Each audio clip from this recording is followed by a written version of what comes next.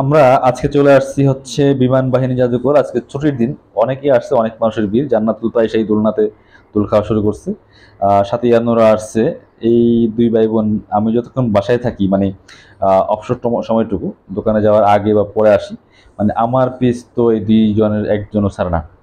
কিন্তু ছোট ছোট বাচ্চারা আমি যেটা মনে করি বা দেখি বা আমি যেটা আগে মনে করতাম, মায়ের প্রতি মায়ের সাথে বেশিক্ষণ থাকে, কিন্তু এই আমার দুই পিচ্ছি হচ্ছে মানে যতক্ষণ আমাকে পাবে দুইজন আমার সাথে। জান্নাতুল তো একদম ছোটবেলা থেকে একই অবস্থা, এখন দেখি ইয়ানুরও সেম ফর্মুলা ফলো ফলো করা শুরু করছে।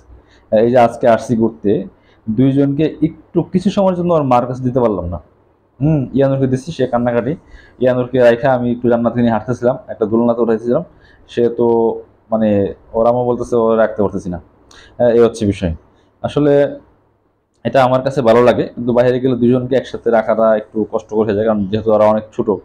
ইয়ানুর ছোট, দুজনকে কোলে রাখতে হয়। আমার এরকমও গেছে যে দুজনকে কোলে নিয়ে হাঁটতে হয়েছে দুই কোলে। এটা হচ্ছে বিষয়।